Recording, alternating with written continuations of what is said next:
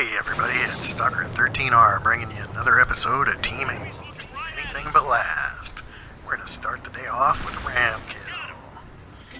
Alright, today we're going to talk about the Fated Flank. It's very similar to the Lemming Train, with one critical difference. Now you can fight effectively and win a Fated Flank, where all of your team goes to one side and doesn't divide their numbers between, say, the left and right sides of the map.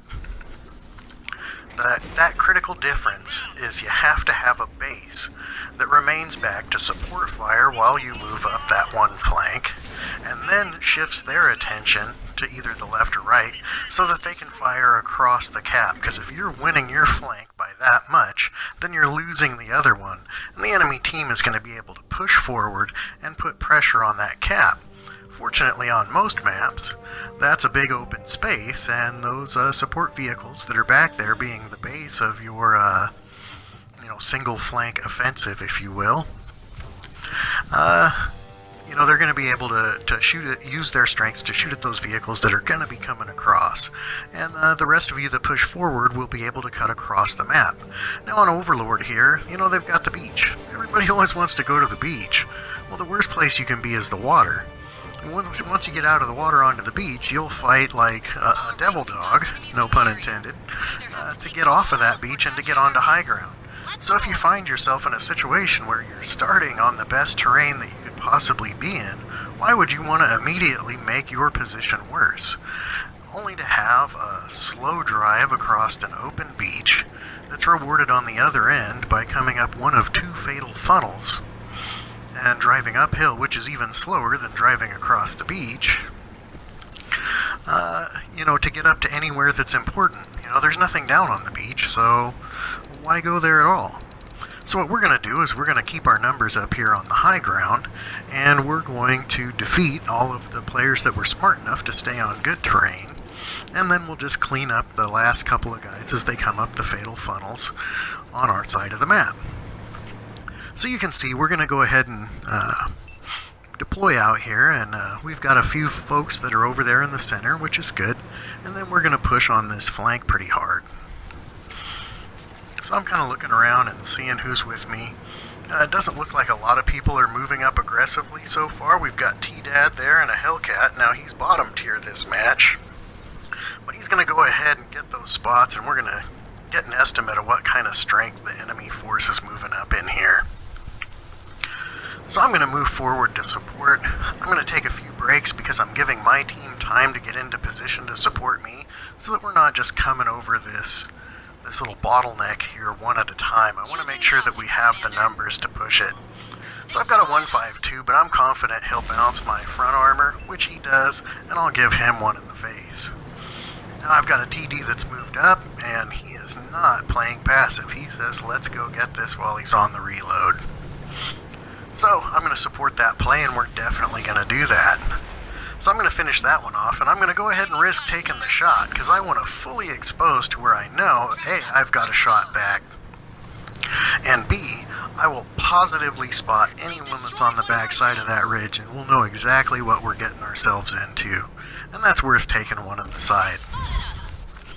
So we'll go ahead and get rid of that guy, and now we're going to focus fire on this last vehicle, which could be a beast, but we're just going to have so many guns on it, we're going to make quick work out of him. Now again, the key to having this strategy is those support firers back in the base that are going to be across the, AB row in the back of the map there. If they don't stay there, then this other enemy force that's pushing up that center and down the beach, they would be able to get at our cap, and there'd be nobody back there to do anything, and you risk getting capped out, or having them come in behind you and putting you in the cul-de-sac. So here we are, we're all online, and we're all moving across the center of the map. Now maps that this works best for are maps that you can cut across the center to support.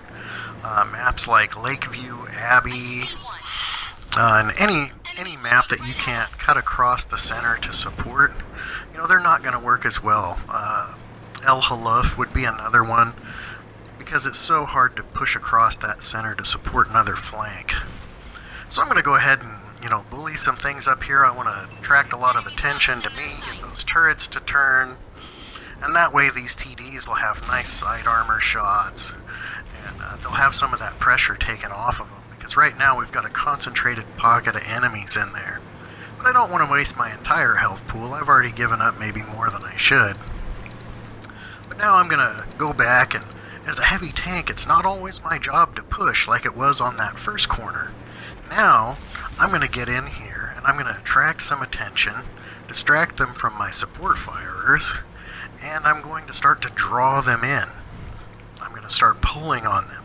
So a lot of people in heavy tanks, they only want to push, and then they die because they've overdriven their support. They've gone farther than their support firers can actually engage the enemy.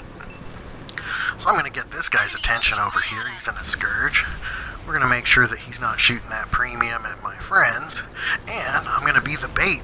And right here, over here we had a medium in this 101. And I'm going to draw him being bait and pull him into the two TDs that are behind me.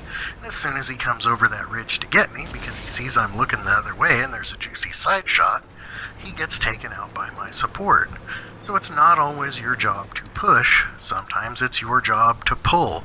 So don't drive to a place where these TDs can't fire on the enemy where they're at, and then wonder why that they didn't support you. Go ahead and pull those enemies into their fire.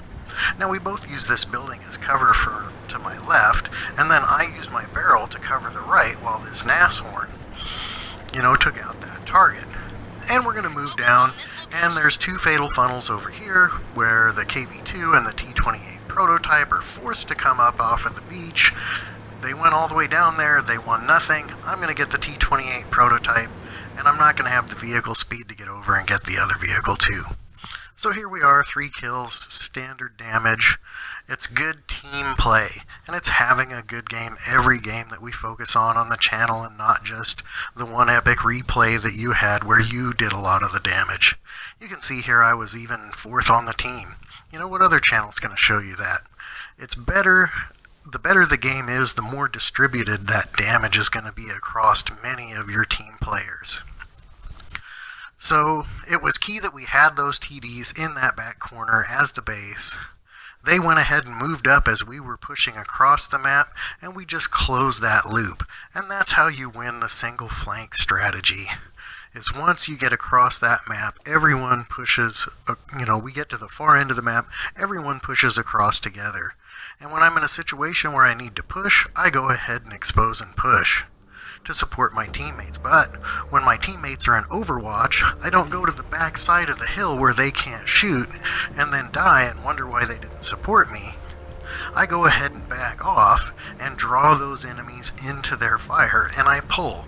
So be prepared to do either strategy when you're in the heavy, and not just have my play style is being aggressive and pushing, and everyone else on my team should do what I want to do.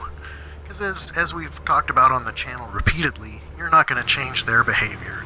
You're only in control of your own.